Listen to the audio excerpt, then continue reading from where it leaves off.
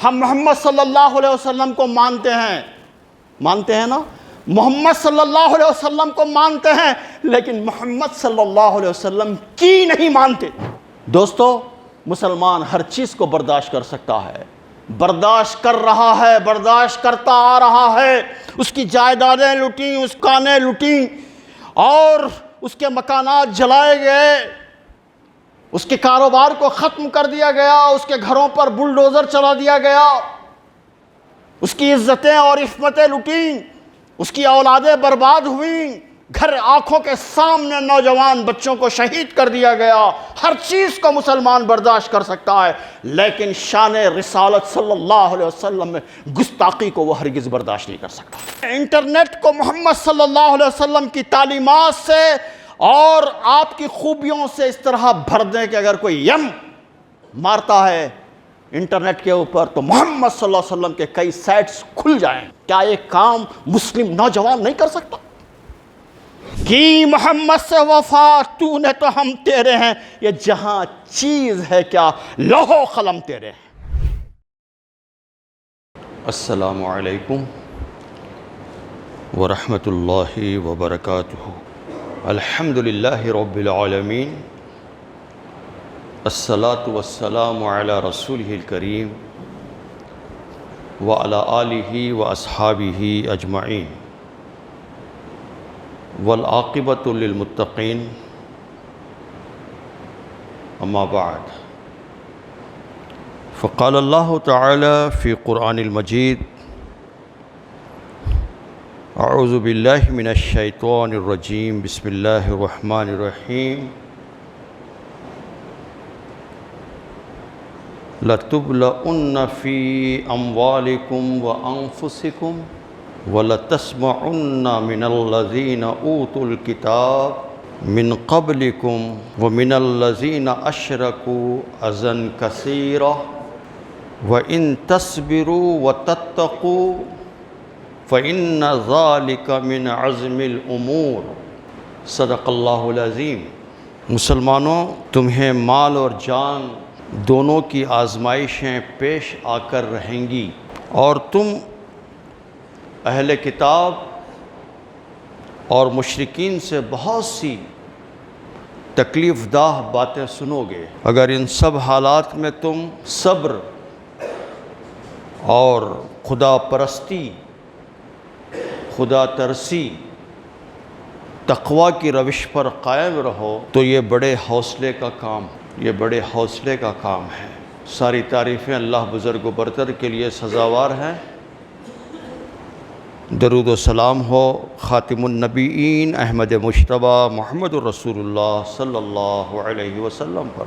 بزرگوں، دوستو، حالیہ عرصے میں شان رسالت میں گستاخی کے کئی واقعات پیش آئے ہیں، تو آج توہین رسالت صلی اللہ علیہ وسلم کے واقعات اور ہماری ذمہ داریوں پر میں نے طے کیا ہے کہ کچھ اظہار کروں۔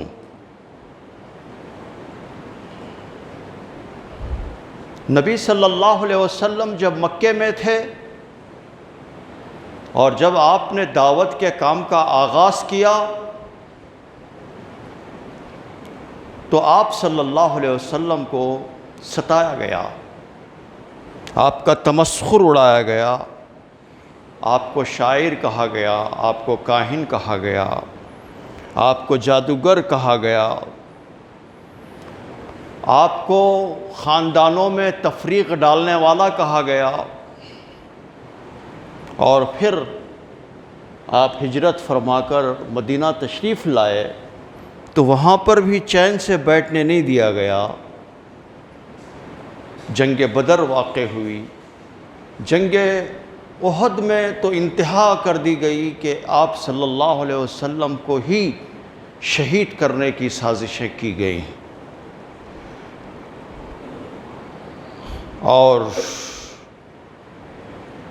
یہ آیت جو میں نے ابھی تلاوت کی ہے یہ سورہ آل عمران کی آیت نمبر 186 ہے۔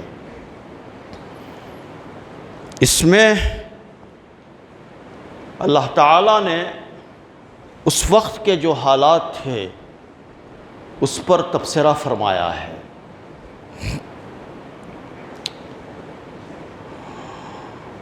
آپ جانتے ہیں کہ سورہ آل عمران جنگ احد کے بعد نازل ہوئی، اور جنگ احد پر اس میں تبصرہ ہے، اور یہ آیت سورہ آل عمران کی آیت نمبر 186 آپ پڑھیں گے تو ایسا معلوم ہوگا کہ یہ آیت آج ہی کے لیے نازل ہوئی ہے۔ آج کے موجودہ جو حالات ہیں اس سے اس آیت کا بڑا ریلیونس پایا جاتا ہے۔ تم ضرور آزمائے جاؤ گے، تمہاری ضرور آزمائش ہوگی، یہود کے ذریعے، نصارہ کے ذریعے، مشرکین کے ذریعے تم تکلیف دہ قسم کی باتوں کو سنو گے، اور اس پورے عرصے میں اگر تم صبر کے ساتھ اور تقوی کی روش اختیار کرو گے تو حالات میں تبدیلی آ سکتی ہے۔ اللہ کے نبی صلی اللہ علیہ وسلم نے ارشاد فرمایا، صحیح مسلم کی حدیث نمبر 372 ہے، اس میں فرمایا،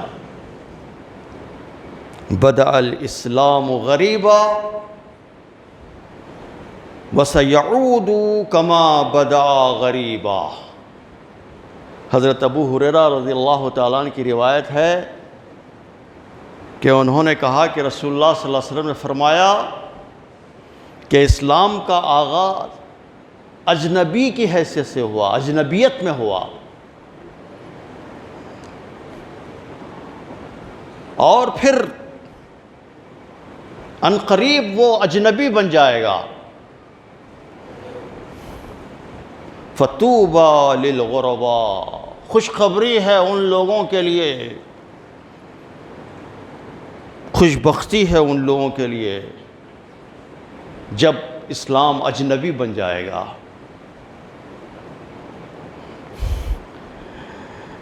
اسلام کی باتیں اجنبی محسوس ہوں گی لوگوں کو۔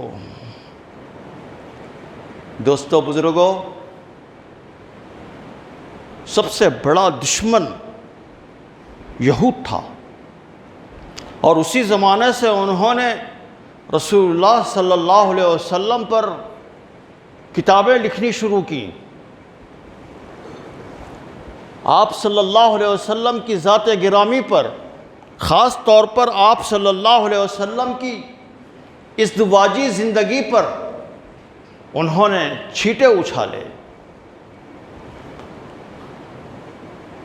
پھر آپ جانتے ہیں کہ صلیبی جنگیں ہوئی، اور صلیبی جنگوں میں ان کی شکست فاش ہوئی، اور عسکری میدان میں یہ مقابلہ نہیں کر سکے اسلام کا، اسلامی قوتوں کا، شکست ہوئی ان کی، اور پھر اسلام تیزی کے ساتھ بڑھتا چلا گیا۔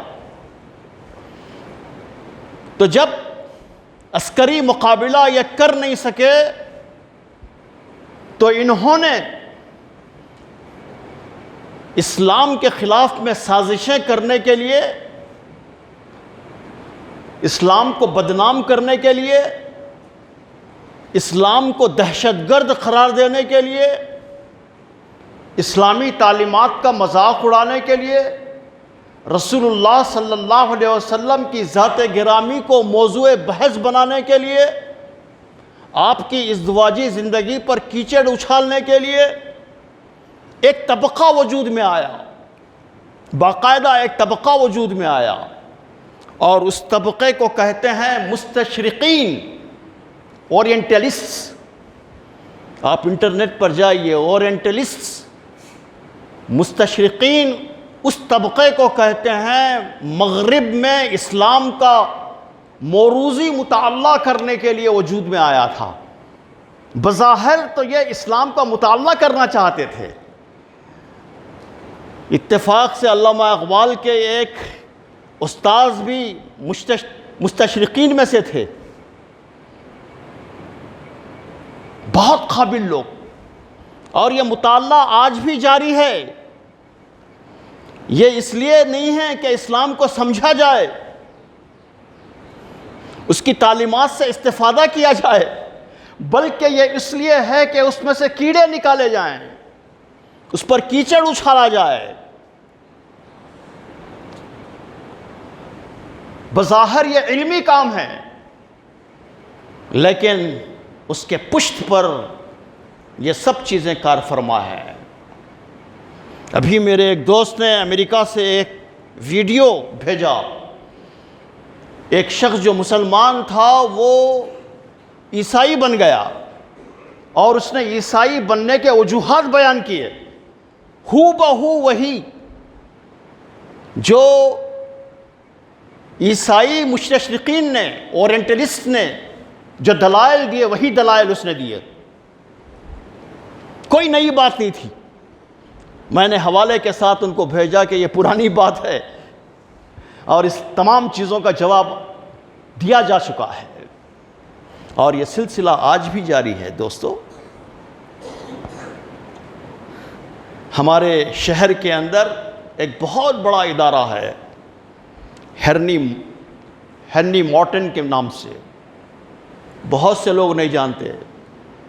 اتنا بڑا ادارہ ہے، اور اردو کے اتنی کتابیں ہیں، اس میں اردو کے اتنے پیریڈیکلز اور اخبارات آتے ہیں جو دنیا میں اور پورے ملک میں چھپنے والے تمام اخبارات وہاں پر آتے ہیں اردو کے، اور عربی پڑھانے کے لیے باقاعدہ علماء کو انہوں نے ہائر کیا ہے۔ وہاں پر علماء کرسچنس کو، عیسائیوں کو عربی پڑھا رہے ہیں۔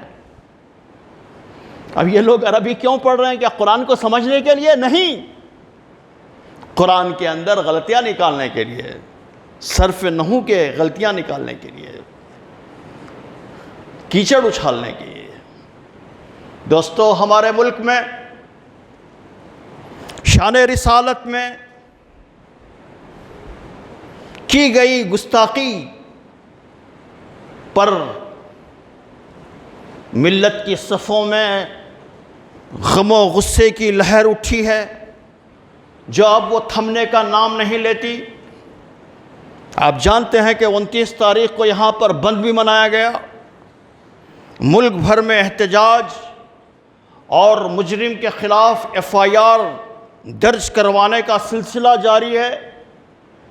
ملک میں شان رسالت میں گستاخی اور اسلامی مقدسات کی توہین کے واقعات تسلسل کے ساتھ رونما ہو رہے ہیں۔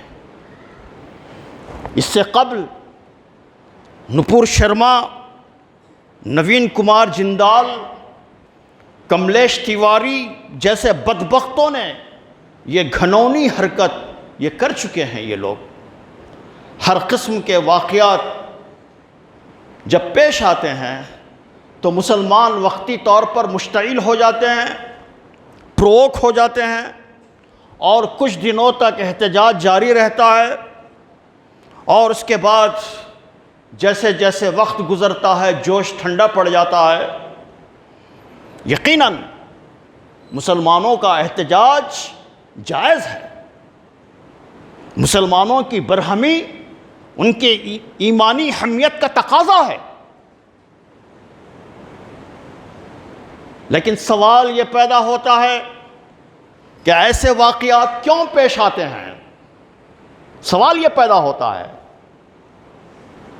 دشمنان اسلام کے ان واقعات کے پس پردہ کیا محرکات ہیں؟ گستاخی کرنے والے دریدہ ذہنوں کی پشت پر وہ کون سی طاقتیں ہیں جو کام کر رہی ہیں؟ اس طرح کے واقعات پر مستقل خدغن لگانے کے لیے، روک لگانے کے لیے کیا تدبیریں ہو سکتی ہیں؟ ان تمام پہلوؤں پر سنجیدگی کے ساتھ غور و فکر کرنے کی ضرورت ہے۔ اس سلسلے میں پہلی بات جو ذہن میں ہونی چاہیے وہ یہ ہے کہ حق و باطل کی یہ کشمکش ازل سے جاری ہے، ستیزہ کار رہا ہے ازل سے تا امروز، ستیزہ کار رہا ہے ازل سے تا امروز، چراغ مستوی سے شرار ابو لہبی۔ یہ تو جاری ہے۔ باطل ہمیشہ حق سے نبرد آزما رہا، باطل قوتوں کے لیے حق کسی صورت میں بھی گوارا نہیں ہے، اور گوارا نہیں ہوتا۔ کیوں؟ اس لیے کہ حق باطل کی سرکوبی کرتا ہے، حق باطل کے سر کو کچل دیتا ہے۔ بل نغدف بالحق علی الباطل قید مغہ فاذا هو زاحق، مگر ہم تو باطل پر حق کا ایسا ضرب لگاتے ہیں کہ اس کا دماغ، اس کا بھیجا پاش پاش ہو جاتا ہے۔ یہ قرآن کا بیان ہے یہ، اور انجام کار یہ ہوتا ہے کہ حق ہی غالب آ کر رہتا ہے۔ ان الباطل کان زہوقا، باطل آیا ہی ہے مٹنے کے لیے، وہ بالآخر مٹ کر ہی رہتا ہے۔ حضرات انبیاء علیہ السلام ہر زمانے میں حق کے نمائندے رہے، ہر نبی نے انسانوں کو سچائی، دیانت، انسانیت، شرافت، مروت، عدل و انصاف، ایک خدا کی پرستش اور ایک خدا کو ماننا، توحید خالص کی انہوں نے دعوت دی۔ لیکن نفس و شیطان کے پرستار اور غلاظتوں کے اندر ڈبکیاں کھانے والے، اپنے ہی جیسے انسانوں کو اپنا غلام بنانے والے، غلامی کی زنجیروں کے اندر جکڑ کر رکھنے والے، خدا کے بجائے لوگوں کو اپنی پرستش کی دعوت دینے والوں کو یہ کیسے برداشت ہو سکتا ہے؟ وہ کیسے برداشت کر سکتے ہیں انبیاء علیہ السلام کے مشن کو؟ وہ کیسے برداشت کرتے ہیں کہ انبیاء علیہ السلام کا مشن آگے بڑھے؟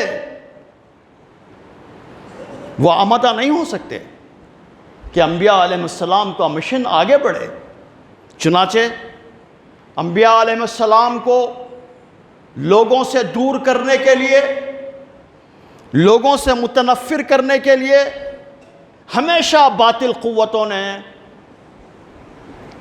گستاخی کی ہے، ان کے خلاف گستاخانہ مہم شروع کر دیتے ہیں، اہانت پر اتر آتے ہیں۔ دنیا میں 1,00,000 سے زائد حضرات انبیاء کرام کی مقدس ہستیاں قدم رنجاں ہوئیں۔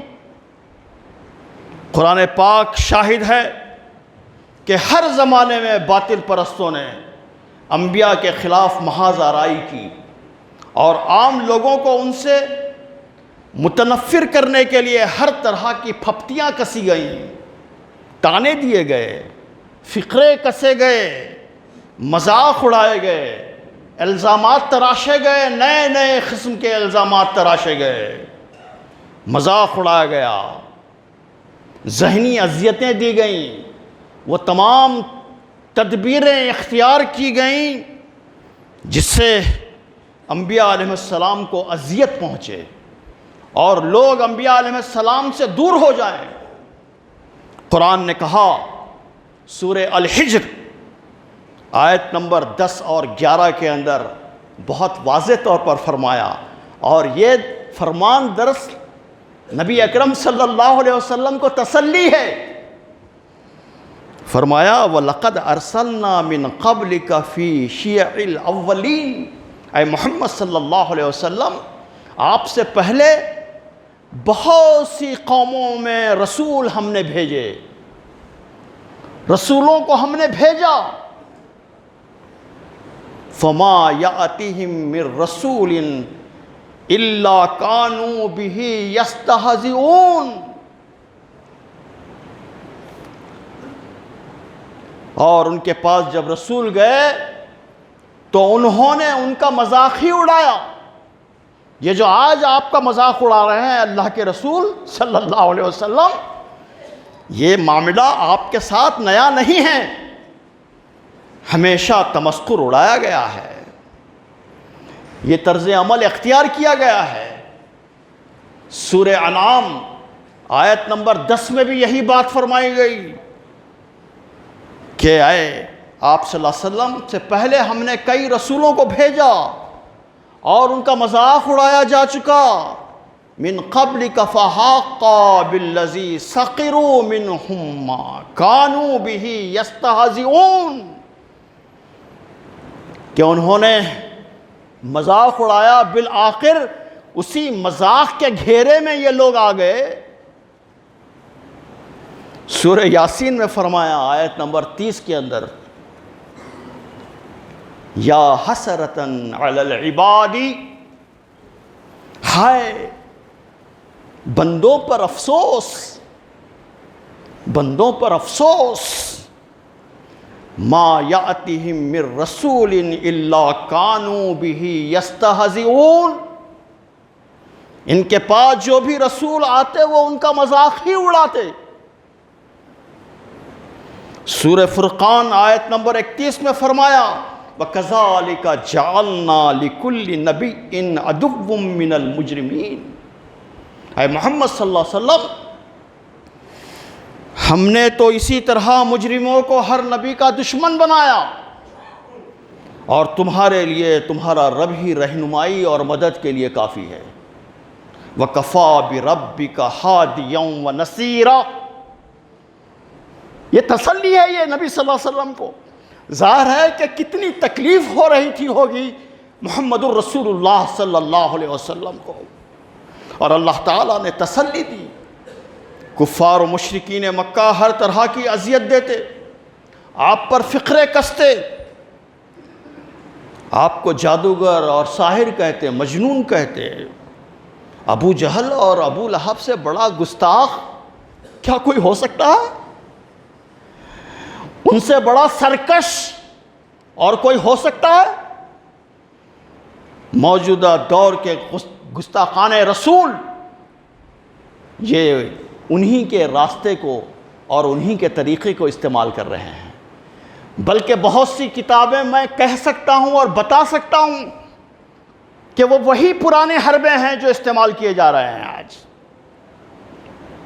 اس وقت شان رسالت میں گستاخی کے متعدد شکلیں پائی جاتی ہیں. ایک شکل تو تحریری ہے. تحریری شکل کیا ہے؟ کتابیں لکھی جائیں. کیسی کیسی کتابیں ہیں؟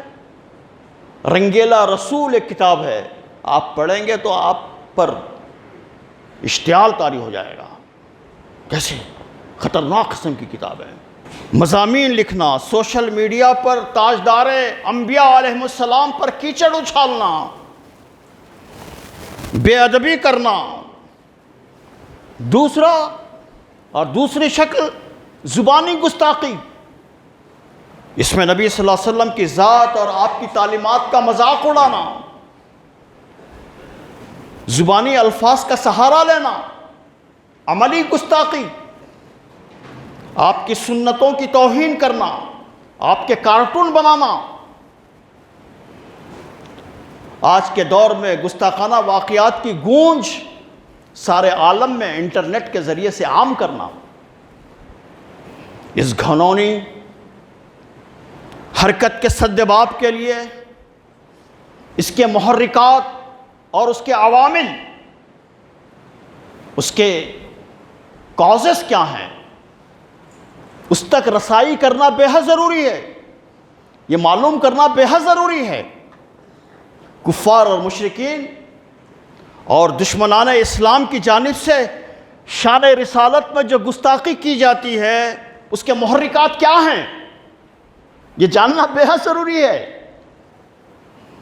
دشمنان اسلام اپنی ان حرکتوں کے ذریعے مسلمانوں کو مشتعل کرنا چاہتے ہیں، آپ کو پرووک کرنا چاہتے ہیں.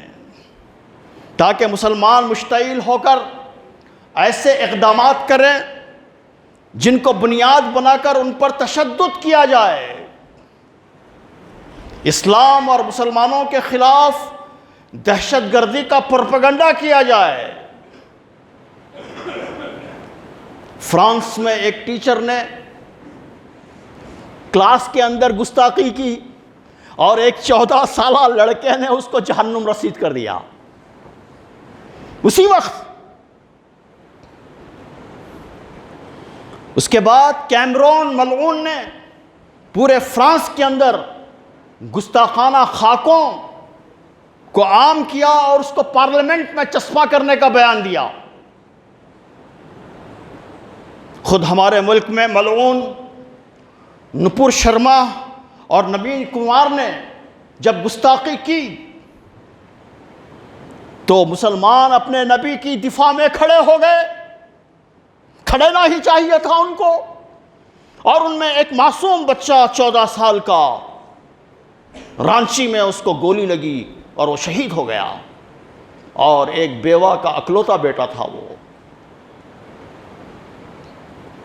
یو پی میں مسلم نوجوانوں پر خوب مظالم ڈھائے گئے، مسلمانوں کے گھروں کو بلڈوز کیا گیا، بلڈوزر چلائے گئے ان کے گھروں پر، اور عالمی سطح پر کی جانے والی جو گستاخیاں ہیں اس کا محرک یہی ہے کہ عالمی سطح پر اگر مسلم حکومتیں کوئی حرکت میں آتی ہیں تو ان کے خلاف آواز، ان کے خلاف میں حملہ کیا جائے۔ یہ جب تک یہ باور نہ کرایا جائے کہ کتا پاگل ہو گیا ہے، آپ کتے کو مار نہیں سکتے، تو اس کے لیے اشتعال دلانا یہ ان کا سب سے بڑا مقصد ہے۔ دوسرا محرک اسلام کی بڑھتی ہوئی مقبولیت ہے، کیونکہ اسلام کے اندر اللہ نے بڑا اٹریکشن رکھا ہے، اور جب کفار و مشرکین اور دشمنان اسلام بار بار قبولیت اسلام کے واقعات کو دیکھتے ہیں، سنتے ہیں، اور جب کوئی عالمی شہرت یافتہ آدمی کسی شعبے کا اسلام قبول کرتا ہے اور اسلام قبول کرنے کے بعد میں وہ واضح اعلان کرتا ہے کہ اسلام سچا مذہب ہے، سچا دین ہے، تو اس صورتحال میں ان کے دلوں پر سانپ رینگنے لگتے ہیں اور وہ خوف زدہ ہو جاتے ہیں۔ خوف کے ساتھ ان کے اندر حسد کے نفسیات بھی پیدا ہوتے ہیں، اور انہیں ایک خوف دامنگیر رہتا ہے کہ کہیں اسلام غالب نہ آ جائے، چنانچہ وہ پیغمبر اسلام صلی اللہ علیہ وسلم کی شان میں گستاخانہ حرکات کرنے لگتے ہیں۔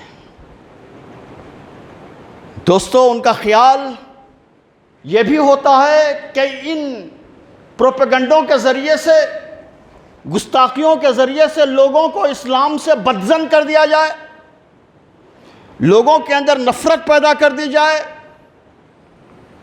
اور ان کو دور کر دیا جائے۔ لیکن ان کی ساری کوششوں کے باوجود اللہ نے خود اعلان کر دیا ہے، ان کی 1000 کوششوں کے باوجود یہ نور توحید رکنے والا نہیں ہے۔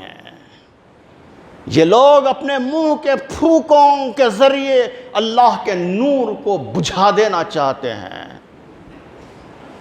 یریدون لیطفئوا نور اللہ بافواہہم واللہ متم نورہ ولو کرہ الکافرون۔ یہ لوگ اپنے منہ کے پھونکوں سے اللہ کے نور کو بجھانا چاہتے ہیں، اور اللہ کا فیصلہ ہے کہ اس نور کی تکمیل کر کر رہے گا۔ نور خدا ہے کفر کی حرکت پقند زن، نور خدا ہے کفر کی حرکت پقند زن، پھونکوں سے یہ چراغ بجھایا نہ جائے گا۔ اس قسم کی حرکتوں پر آمدہ کرنے والا تیسرا بڑا محرک یہ ہو سکتا ہے، اور یہ ہے شان رسالت میں گستاخی کا۔ وہ ہے وہ شہرت چاہتے ہیں، شہرت چاہتے ہیں۔ جب گستاخی کی جاتی ہے شان رسالت میں تو میڈیا انہیں سرخیوں میں بیان کرتا ہے اور راتوں رات وہ زیرو سے ہیرو بن جاتے ہیں۔ آپ بتائیے مجھے، کون جانتا تھا نپور شرما کو؟ کون جانتا تھا رام گیری کو؟ کون جانتا تھا؟ لیکن راتوں رات وہ مشہور ہو گئے۔ مصطفیٰ خان شیفتہ بہت ہی بڑے شاعر ہیں، انہوں نے کہا تھا ہم طالب شہرت ہیں، ہمیں ننگ سے کیا کام، ہم طالب شہرت ہیں، ہمیں ننگ سے کیا کام، بدنام اگر ہوں تو کیا نام نہ ہوگا، بدنام اگر ہوں تو کیا نام نہ ہوگا، یہ کہا تھا۔ بالکل اسی طرح وہ چاہتے ہیں کہ شہرت کی منزلیں طے کریں، اور دشمنان اسلام کا منشا یہ ہوتا ہے کہ کسی طرح باشندگان عالم اسلام سے متنفر ہو جائے۔ اس کے لیے وہ ہر قسم کے پروپیگنڈے اور گستاخانہ حرکتوں کا استعمال کرتے ہیں اور مخالفت پر اتر جاتے ہیں۔ اس کا نتیجہ یہ ہوتا ہے کہ لوگوں کے اندر اور تجسس، کیوریسٹی بڑھتی جاتی ہے۔ وہ یہ چاہتے ہیں کہ آخر اسلام ہے کیا، کم از کم ہم اس کا مطالعہ کر تو دیکھیں۔ جب نبی صلی اللہ علیہ وسلم کے خلاف میں بہت پروپیگنڈا ہوا، وہ شاعر ہیں، تو ایک بہت بڑے شاعر نے طے کیا کہ میں تو شعر اور شاعری کے ہر قسم سے میں واقف ہوں، میں بچہ تو نہیں ہوں، میں سن کر تو دیکھوں، تو اسی طرح میں پڑھ کر تو دیکھوں کہ اسلام کیا ہے، اور لوگ اسلام کی طرف آتے ہیں۔ آپ جانتے ہیں کہ جب بھی اس طرح کے واقعات پیش آتے ہیں، سب سے زیادہ جو کتابیں بکتی ہیں وہ قرآن مجید ہے، وہ سیرت طیبہ ہے، وہ اسلامی لٹریچر ہے، اور پھر وہ چاہتے ہیں کہ اس کے ذریعے سے مسلمان رسول اللہ صلی اللہ علیہ وسلم سے دور ہو جائیں، اور رسول اللہ صلی اللہ علیہ وسلم سے ان کا تعلق کمزور پڑ جائے۔ لیکن جب کبھی اس طرح کی حرکتیں ہوتی ہیں تو مسلمانوں کا تعلق اور مزید مضبوط ہو جاتا ہے، ان کی رگ حمیت اور رگ غیرت ان کی جاگ اڑتی ہے، پھڑک اڑتی ہے، اور پہلے سے زیادہ ان کی عقیدت اور محبت کے اندر اضافہ ہو جاتا ہے۔ اس قسم کے واقعات کے سدباب کے لیے سخت قانون کی ضرورت ہے۔ اسلام نے تمام محترم شخصیات، تمام مذہبی پیشواؤں، جن کا ذکر قرآن میں ہے، جن کا ذکر قرآن میں نہیں ہے، سب کا احترام کرنے کی تعلیم دی ہے۔ بلکہ قرآن نے مشرکین جن بتوں کو پوجتے ہیں، جن بتوں کی پوجا کرتے ہیں، ان کے سلسلے میں بھی قرآن نے کہا کہ ان کو برا بھلا نہ کہو۔ سورہ انعام، یاد رکھ لیجئے اس کو، سورہ انعام آیت نمبر 108، اس میں بہت واضح طور پر فرمایا وَلَا تَسُبُّوا الَّذِينَ يَدْعُونَ مِن دُونِ اللَّهِ، اور اے ایمان لانے والو، یہ لوگ اللہ کے سوا جن کو پکارتے ہیں انہیں گالیاں نہ دو، انہیں برا بھلا نہ کہو۔ فَيَسُبُّ اللَّهَ عَدْوًا بِغَيْرِ عِلْمٍ، کہیں ایسا نہ ہو کہ وہ جہالت میں اور علم کے بغیر وہ اللہ کو گالیاں دینے لگیں، ایسا نہ کرو۔ دوستو، دنیا کے مختلف ممالک میں ایسے قوانین بنائے گئے ہیں، اور جو مہذب، جو مذہبی شخصیتوں اور پیشواؤں کی توہین کو جرم قرار دیا گیا ہے، ایسے قوانین موجود ہیں۔ کیوں؟ ہر شخص جس بات کو تسلیم کرتا ہے، حق مانتا ہے، جن شخصیتوں سے وہ محبت کرتا ہے، جن شخصیتوں سے وہ عقیدت رکھتا ہے وہ عقیدت رکھے، ان کی ستائش کرے، لیکن کسی بھی شخص کو اس بات کا اختیار نہیں ہے، حق نہیں پہنچتا کہ وہ دوسروں کے عقیدے پر اور دوسروں کے پیشواؤں پر کیچڑ اچھالے، ان کو برا بھلا کہے۔ اس کی اجازت نہیں ہو سکتی، ان کے معتقدین کے جذبات کو مجروح کرے۔ افسوس کی بات یہ ہے کہ مغرب یعنی مغربی ممالک، یورپین کنٹریز، یہ تو انصاف، رواداری، انسانیت، آزادی اظہار رائے اور کیسی کیسی باتیں یہ لوگ کرتے ہیں۔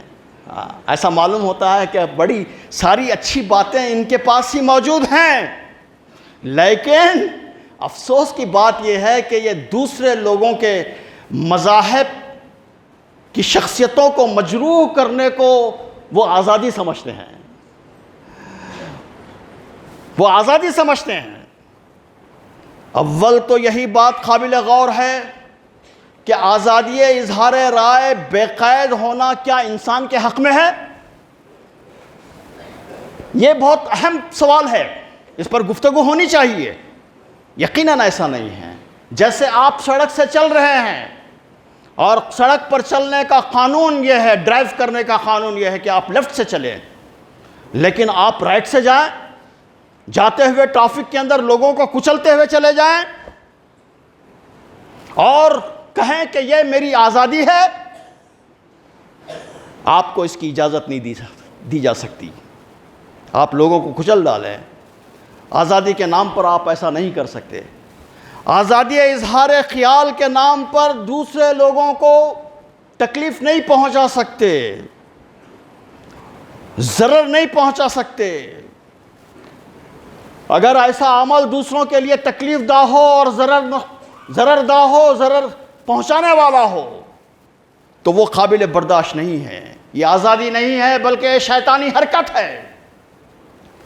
پھر اظہار رائے کی آزادی کے لیے پیمانہ ایک ہونا چاہیے، سب کے لیے پیمانہ ایک ہونا چاہیے۔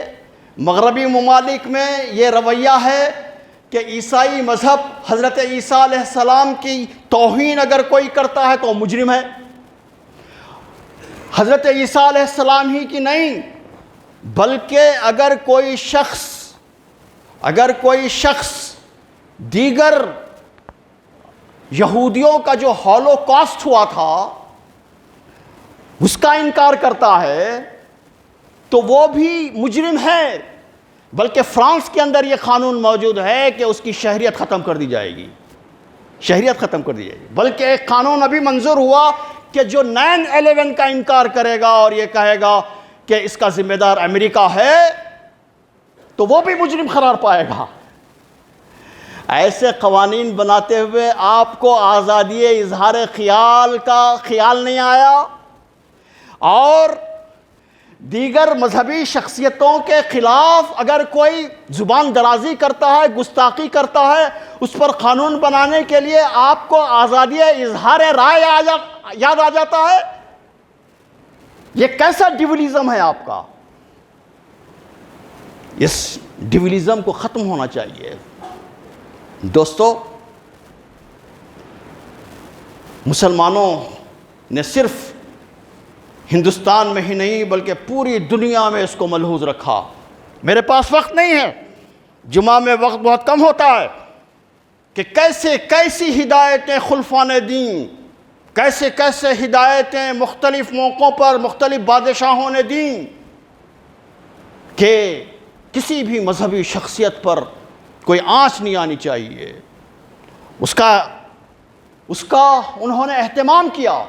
اس لیے آج بجا طور پر ہم مسلمان اقوام متحدہ سے یہ مطالبہ کرتے ہیں کہ مذہب کے احترام کے لیے اور مذہبی پیشواؤں کے احترام کے لیے قانون سازی کی جائے اور تمام مذہبی گروہوں کا احترام یکساں طور پر ملحوظ رکھا جائے، اور ہمارا ملک خاص طور پر یہ ملک پلورل سوسائٹی ہے، تکثیری سماج ہے، یہاں پہ ہر قسم کا مذہب پایا جاتا ہے، یہاں پہ تو بے حد ضروری ہے کہ ایسے قوانین منظور ہوں کہ جس کے اندر گستاخی کرنے والوں کو سخت سے سخت سزا دی جائے۔ ظاہر ہے کہ اب جو ایف آئی آر درج ہو رہا ہے وہ سی آر پی سی کے تحت ہو رہا ہے، کرمینل پروسیجر کوڈ کے ذریعے سے ہو رہا ہے، اس سے کیا ہوگا؟ وہ جائے گا اور آئے گا، بس اس سے کچھ نہیں ہوگا۔ اس لیے مؤثر قانون کی ضرورت ہے تاکہ بہت سے لوگوں کے جذبات کو ٹھیس نہ لگے۔ دوستو، مسلمان ہر چیز کو برداشت کر سکتا ہے، برداشت کر رہا ہے، برداشت کرتا آ رہا ہے۔ اس کی جائیدادیں لوٹیں، اس کی دکانیں لوٹیں اور اس کے مکانات جلائے گئے، اس کے کاروبار کو ختم کر دیا گیا، اس کے گھروں پر بلڈوزر چلا دیا گیا، اس کی عزتیں اور عصمتیں لوٹیں، اس کی اولادیں برباد ہوئیں، گھر آنکھوں کے سامنے نوجوان بچوں کو شہید کر دیا گیا۔ ہر چیز کو مسلمان برداشت کر سکتا ہے، لیکن شان رسالت صلی اللہ علیہ وسلم میں گستاخی کو وہ ہرگز برداشت نہیں کر سکتا۔ اس قسم کے واقعات کے سدباب کے لیے ہمیں چاہیے، مسلمانوں کو چاہیے کہ پیغمبر اسلام صلی اللہ علیہ وسلم کی تعلیمات کو برادران وطن تک ہم پہنچائیں۔ میں جب تلنگانہ موومنٹ میں بہت سرگرم تھا، اس وقت میں مختلف موقعوں پر گاندھی جی کا نام، کبھی گوتم بدھ کا نام، کبھی امبیڈکر کا نام برادران وطن کے منہ سے سنتا تھا، تو مجھے خیال آتا تھا کہ کیوں نہ لوگ محمد صلی اللہ علیہ وسلم کا نام لیتے؟ کیوں نہیں لیتے؟ اس لیے نہیں لیتے کہ ہم نے نہیں پہنچایا ان تک۔ ضرورت اس بات کی ہے کہ رسول اللہ صلی اللہ علیہ وسلم کیسے محسن انسانیت تھے، انسانیت پر کیا احسانات تھے۔ محمد صلی اللہ علیہ وسلم سب کے لیے اس طرح کے مہمات چلائیں اور بندگان خدا تک آپ صلی اللہ علیہ وسلم کے پیغام کو پہنچائیں۔ انٹرنیٹ پر بیٹھنے والے یہ نوجوان جو غلط قسم کی چیزیں اوڑھ اوڑھ کر دیکھ رہے ہیں، وہ اس سے باز آ جائیں اور محمد صلی اللہ علیہ وسلم کی تعریف میں اچھی نعتیں گائیں، اچھی باتیں لکھیں، اس کو دنیا کے سامنے لے آئیں۔ انٹرنیٹ کو محمد صلی اللہ علیہ وسلم کی تعلیمات سے اور آپ کی خوبیوں سے اس طرح بھر دیں کہ اگر کوئی یم مارتا ہے انٹرنیٹ کے اوپر تو محمد صلی اللہ علیہ وسلم کے کئی سائٹس کھل جائیں، کئی سائٹس کھل جائیں۔ کیا یہ کام مسلم نوجوان نہیں کر سکتا؟ جس کے ہاتھ میں 24 گھنٹے موبائل رہتا ہے، نہیں کر سکتا یہ کام؟ یہ کام کرنا وقت کی اہم ترین ضرورت ہے۔ پھر ہم محمد صلی اللہ علیہ وسلم کی تعلیمات پر عمل کریں، کیونکہ عمل کے ذریعے سے ہی دراصل ہم صحیح ریپریزنٹیشن کر سکتے ہیں۔ صرف زبانی اگر پہنچائیں تو کام نہیں چلے گا، بلکہ ہم اپنے عمل کو بھی لوگوں کے سامنے پہنچائیں کہ مسلمان دیانتدار ہوتا ہے، مسلمان امانت دار ہوتا ہے، مسلمان سچا ہوتا ہے، مسلمان ایفاء حق کرنے والا ہوتا ہے، مسلمان عدل و انصاف کی بات کرنے والا ہوتا ہے، مسلمان کے اخلاق بہت اعلیٰ ہوتے ہیں، معاملات اگر کرنا ہے تو مسلمان سے کرنا چاہیے۔ کیا یہ اعتماد ہم لوگوں کے اندر پیدا نہیں کر سکتے؟ دوستو، اقبال نے کہا تھا، اقبال بڑا اپدیشک ہے، من باتوں میں موہ لیتا ہے، گفتار کا غازی بن تو گیا، کردار کا غازی بن نہ سکا۔ کردار بنانے کی ضرورت ہے۔ دوستو، شان رسالت میں گستاخی کی اصل مقصد مسلمانوں کو نبی صلی اللہ علیہ وسلم سے دور کرنا ہے، تو اس لیے ہم رسول اللہ صلی اللہ علیہ وسلم سے اور قریب ہو جائیں۔ ہم محمد صلی اللہ علیہ وسلم کو مانتے ہیں نا، محمد صلی اللہ علیہ وسلم کو مانتے ہیں، لیکن محمد صلی اللہ علیہ وسلم کی نہیں مانتے۔ شادی کرتے ہیں تو اس کے خلاف، کاروبار کرتے ہیں تو اس کے خلاف، زندگی گزارتے ہیں تو اس کے خلاف، معاشرت کرتے ہیں تو اس کے خلاف، کپڑے پہنتے ہیں تو اس کے خلاف، بال بناتے ہیں تو اس کے خلاف۔ دوستو، ضرورت اس بات کی ہے کہ ہم محمد صلی اللہ علیہ وسلم کی بھی مانیں۔ اگر یہ کریں گے تو ہم کیا ہوگا کہ محمد سے وفا تو نے تو ہم تیرے ہیں، کی محمد سے وفا تو نے تو ہم تیرے ہیں، یہ جہاں چیز ہے کیا لوح و قلم تیرے ہیں۔ لو لکھ لے کیا لکھنا چاہتا ہے تو، تقدیر لکھ لے اپنی، ہاں تو اپنی تاریخ لکھ لے، کیا لکھنا چاہتا ہے لکھ لے تو، لوح و قلم تیرے ہیں۔ ہماری دینی کمزوریوں کو ہم دور کریں، ہماری زندگی میں یکسانیت پیدا کریں، انسانی بنیادوں پر خدمت خلق کا کام انجام دیں، ہماری مسجدیں لنگر خانہ بن جائیں، ہمارے مدارس لنگر خانہ بن جائیں، ہماری خانقاہیں لنگر خانہ بن جائیں، ہم آبدر خانے کھولیں، ہم غریبوں کے اندر کام کریں، ہم فری ہاسپٹلز کو قائم کریں، لوگوں کی خدمت کریں۔ کیا بات ہے کہ ایک مدر ٹریسا کہیں سے آتی ہے اور دیکھتے ہی دیکھتے وہ پوری دنیا کے اندر وہ مشہور ہو جاتی ہے اور اس کو بھارت رتن ایوارڈ سے نوازا جاتا ہے۔ کیا بات ہے، کیا ہم خدمت خلق نہیں کر سکتے؟ رسول اللہ صلی اللہ علیہ وسلم نے خدمت خلق نہیں کیا تھا؟ مسجدیں بند رہتی ہیں، مسجد کے سامنے پانی تک نہیں رہتا۔ ضرورت اس بات کی ہے کہ مسجدیں غربا، فقرا اور بھوکے لوگوں کے کھانے کی جگہ بن جائے۔ انصاف کے ہم علمبردار بنیں۔ ہمارے اوپر اگر ظلم ہوتا ہے تو ہم کھڑے ہو جاتے ہیں، لیکن جو دبے ہوئے، کچلے ہوئے، ڈپریوڈ اور ڈپریسڈ کلاسز جو آج اس وقت مختلف پریشانیوں کے اندر مبتلا ہے، کیا مسلمانوں نے اور مسلم لیڈرشپ نے کبھی ان کے حق میں آواز اٹھائی، آواز بلند کی کبھی؟ ضرورت اس بات کی ہے کہ ہم حق کے علمبردار بنیں، اپنا سیاسی استحکام کریں۔ سیاسی استحکام بے حد ضروری ہے، وقت کی اہم ترین ضرورت ہے، صرف الیکشن کے وقت میں نہیں بلکہ ہر وقت اس کو سوچیں جب تک ہماری یہ سیاسی بے بسی اور بے وزنی ختم نہیں ہوگی۔ ہاں کیوں، کیا بات ہے کہ کسی سردار جی کو کوئی کچھ نہیں کہتا؟ ہاں ایک سردار جی نے ایک ویڈیو کے اندر کہا تھا کہ ایک اینٹ ہٹا کر دیکھو ہمارے گردوارہ کی، ہم بتا دیں گے، اور آپ کی مسجدیں توڑی جا رہی ہیں، آپ کچھ نہیں کر سکتے، کیوں کہ آپ بے وزن ہیں اور بے وقت ہیں۔ قوت عشق سے ہر پست کو بالا کر دے، قوت عشق سے ہر پست کو بالا کر دے، دہر میں اسم محمد سے اجالا کر دے۔ وآخر دعوانا ان الحمدللہ رب العالمین۔